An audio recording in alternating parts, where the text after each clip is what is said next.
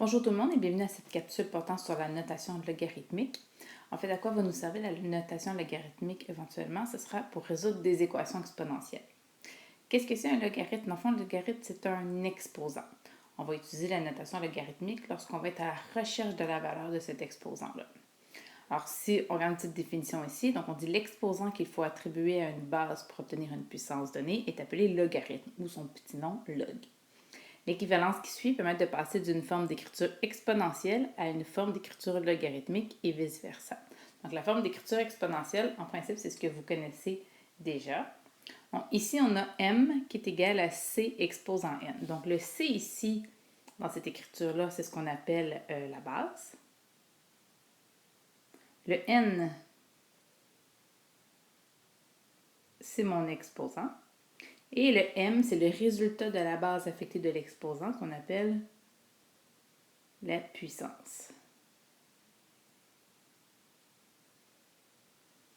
Quand on va vouloir passer à une forme logarithmique, ça va être l'exposant qui va être mis en évidence. Donc, on va avoir n égale. Donc, ici, on va avoir l'exposant.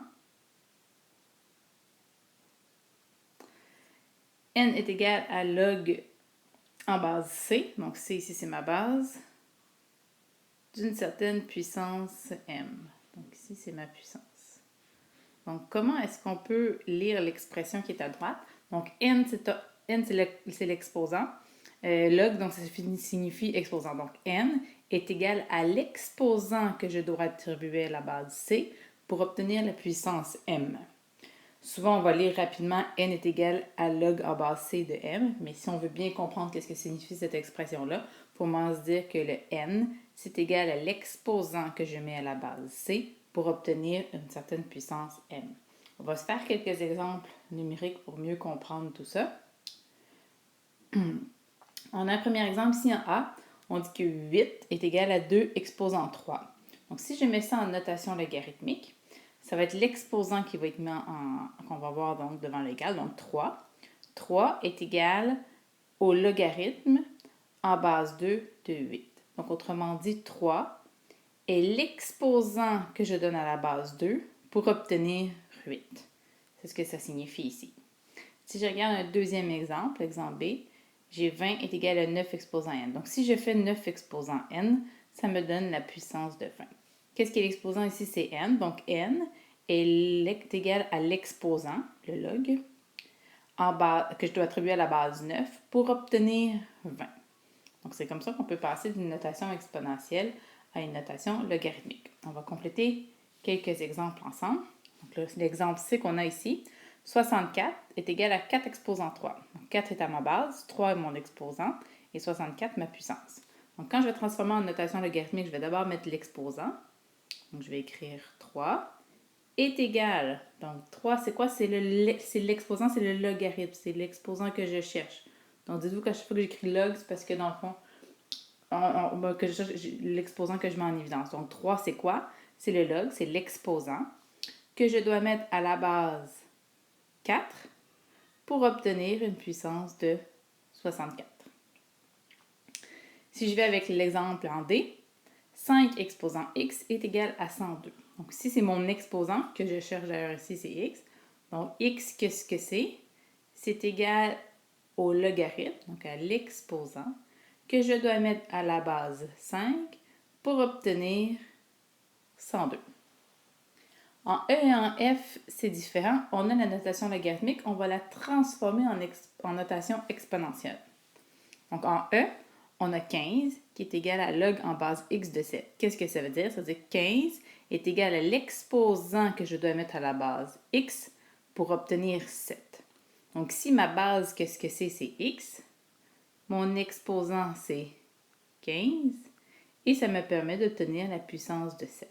J'aurais pu inverser mes parties de gauche et de droite. J'aurais pu les interchanger. J'aurais pu aussi écrire 7 est égal à x exposant 15, ça aurait été tout aussi valable. Dans les deux cas, donc ça signifie que 15, c'est l'exposant que je mets à la base x pour obtenir une puissance de 7. Si je regarde l'exemple en F, on a le logarithme en base a de 20 est égal à n. Autrement dit, l'exposant que je dois mettre sur la base A pour obtenir une puissance de 20 est égal à n. Donc, n ici va être mon exposant. A va être ma base. Donc, ça veut dire que A exposant n est égal à ma puissance de 20. Voilà, donc j'ai pu trouver l'équivalent en notation exponentielle. Il y a certains logarithmes qui sont plus utilisés que d'autres lorsqu'on fait des calculs logarithmiques. On dit parmi les logarithmes, un des plus fréquemment utilisés est le logarithme en base 10, qui est appelé le logarithme décimal. Pour cette raison, on omet d'écrire la base d'un logarithme lorsqu'il est 10. Qu'est-ce que ça veut dire? Ça veut dire que c'est comme une convention mathématique qui a été donnée. Au lieu d'écrire log en base 10 de x, donc l'exposant que j'attribue à la base 10 pour obtenir x, on va seulement écrire log de x. Donc la base 10, je ne l'écris pas. Mais quand c'est pas écrit, il faut comprendre, il faut sous-entendre que, ah oui, c'est vrai, c'est parce qu'on est en base 10. Si je prends un premier exemple ici, on dit le logarithme, donc l'exposant que je mets à la base 10 pour obtenir 8, bien à ce moment-là, je vais tout simplement écrire logarithme de 8. Mais on sous-entend que c'est la base 10. Même chose ici, le logarithme en base 10 de A, bien on va écrire tout simplement le logarithme de A. Sur une calculatrice, la touche log, vous l'avez tous si vous avez une calculatrice scientifique, elle permet de calculer un logarithme en base 10. Elle ne permet pas de calculer des logarithmes dans d'autres bases que la base 10. C'est certain que dans nos résolutions de problèmes, on n'aura pas toujours la base 10. Mais pour pallier à ce problème-là, on va voir autre chose dans une prochaine capsule. Donc, important à retenir, un logarithme, c'est un exposant.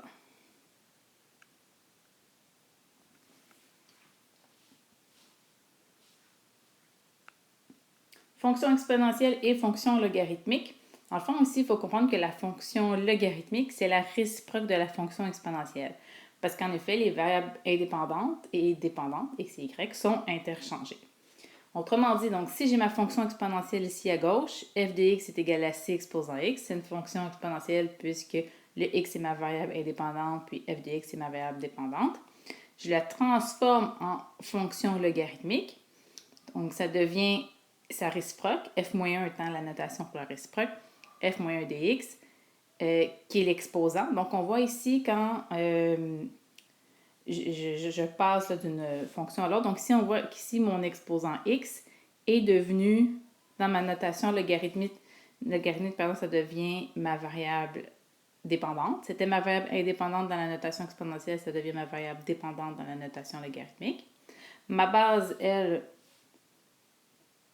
est ici. Et ce que j'avais ici, ma puissance, qui était ma variable dépendante dans ma notation exponentielle, va devenir ma variable indépendante dans ma notation logarithmique. Donc, c'est pour ça qu'on dit que la fonction logarithmique, c'est la réciproque de la fonction exponentielle. On va en faire quelques exemples ici. Ça va ressembler un peu aux exercices qu'on a fait précédemment.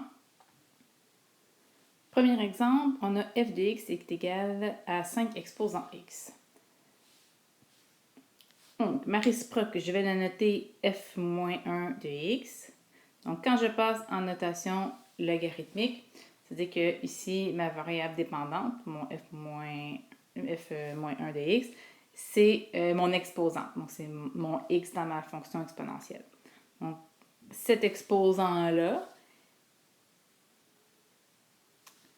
il est attribué à la base 5 et ça me permet d'obtenir ma puissance, qui est ici x, parce que c'est interchangé avec ce que j'avais dans ma fonction exponentielle.